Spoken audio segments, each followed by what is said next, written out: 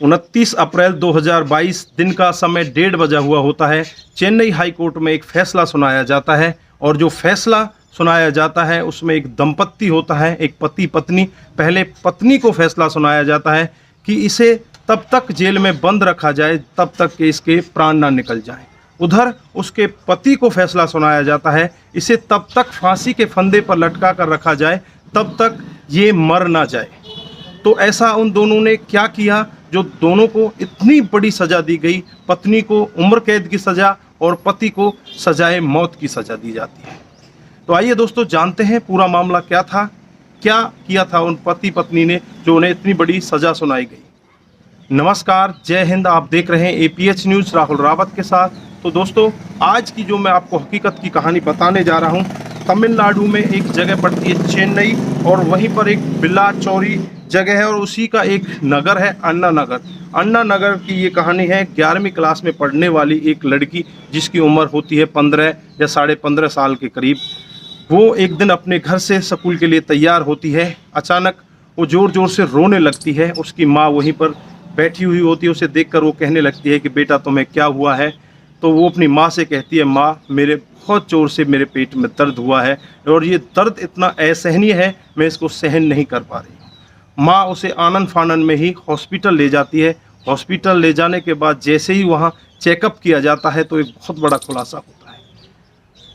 उस माँ को बताया जाता है कि तुम्हारी बेटी 5 महीने की गर्भवती है। इस सब को सुनकर माँ के हाथ पैर फूल जाते हैं और माँ एकदम से घबराने लगती है, रोने लगती है और डॉक्टर साहब से रिक्वेस्ट करने लगती है। उसे हाथ जोड़कर कहने लगती है, डॉक्टर साहब अब हमारी इज्जत आपके हाथ में है, अब आप हमारी इज्जत बचा लो, नहीं तो हम किसी को मुंह दिखाने लायक नहीं रहेंगे। डॉक्टर साहब पहले तो नहीं मानते, लेकिन कुछ ज़्यादा रिक्वेस्ट करने के बाद डॉक्टर का मन भी पिघल जाता है और उस बच्ची का गर्भपात कर दिया जाता है, जो कि डॉक्टर को नहीं करना चाहिए था।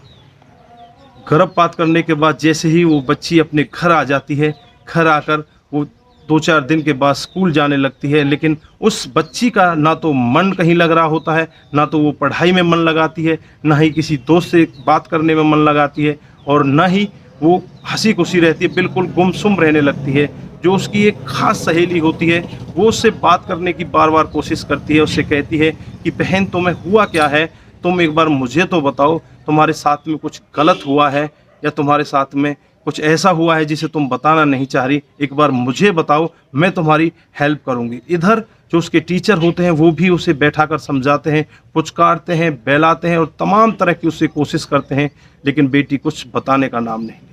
लेकिन कुछ और समय जैसे ही बीतता है तो वो बेटी अपनी सहेली को वो सारा वाक़या बता देती है।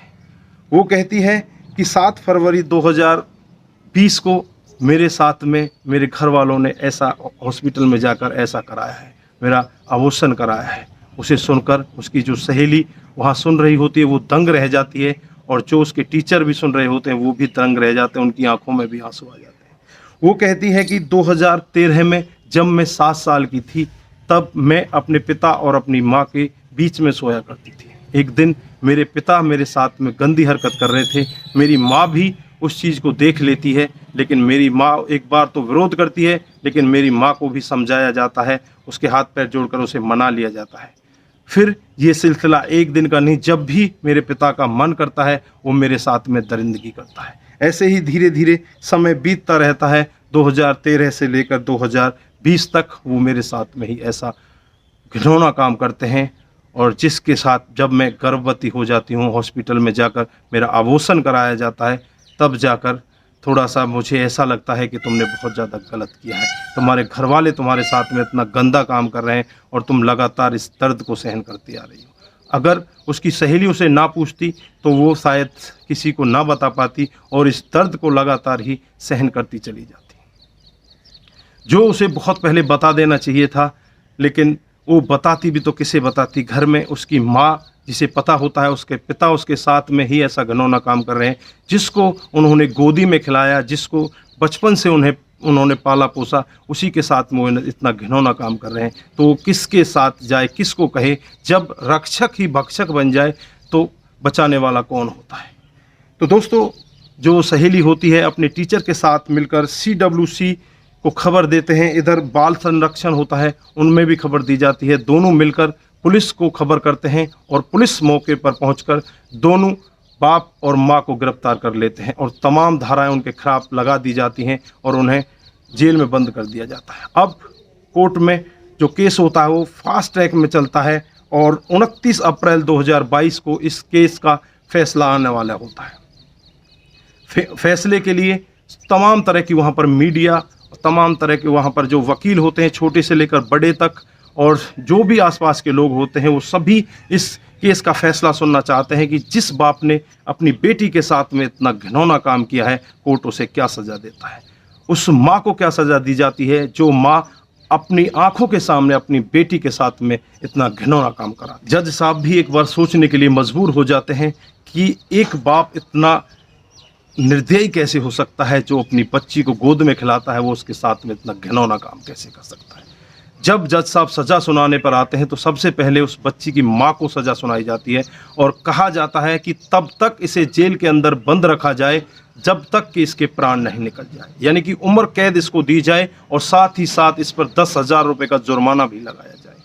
इधर उसके लड़की के पिता को सज़ा सुनाई जाती है और कहा जाता है कि इसको तब तक फांसी के फंदे पर लटका कर रखा जाए तब तक कि इसकी जान ना निकल जाए। जज साहब होते हैं चेन्नई हाई कोर्ट के एम राज लक्ष्मी। लगते हैं कि ऐसे बाप भी इस जहां में होते हैं जो अपनी बेटियों के साथ भी इतना घिनौना काम कर सकते हैं। मैंने तो इसको सबसे बड़ी सज़ा सुनाई है, इससे बड़ी अगर कोई और सज़ा हो तो वो भी इसको मिलनी चाहिए। जज साहब की ये बात सुनकर सभी जो वहाँ पर पुलिस वाले होते हैं, मीडिया होते हैं, तमाम तरह की वाहवाही जज साहब को मिलने लगती है और कहने लगते हैं कि जज साहब आपने जो फैसला सुनाया है बिल्कुल उचित फैसला सुनाया है, ऐसे व्यक्ति को तुरंत ही फांसी होनी चाहिए। दोस्तों, इस कहानी को सुनाने का हमारा उद्देश्य किसी को बरगलाना, किसी को बहकाना या किसी पर भी किसी प्रकार का दबाव बनाना नहीं है। हमारा उद्देश्य बस यही है कि आप लोग जागरूक हों और ऐसे क्राइम के बारे में जानें जो डे बाय डे हमारे समाज में बढ़ते जा रहे हैं, एक विकराल रूप ले रहे हैं। दोस्तों, अगर आपके पास कोई राय है ऐसे क्राइम को रोकने के लिए और ऐसे पापियों को और बेहतर सज़ा देने के लिए, अगर कोई और भी आपके पास राय है, हालांकि जज साहब ने जो फैसला सुनाया सर्वमान्य था और सबको वो फैसला उचित लगा, तो दोस्तों आपकी जो भी राय है कमेंट बॉक्स में ज़रूर शेयर करिएगा। आज के लिए बस इतना ही, फिर मिलते हैं किसी नए मोड़ के साथ। तब तक के लिए आप अपना ख्याल रखें, अपने परिवार का ख्याल रखें, सतर्क रहें, सावधान रहें। नमस्कार, जय हिंद, जय भारत।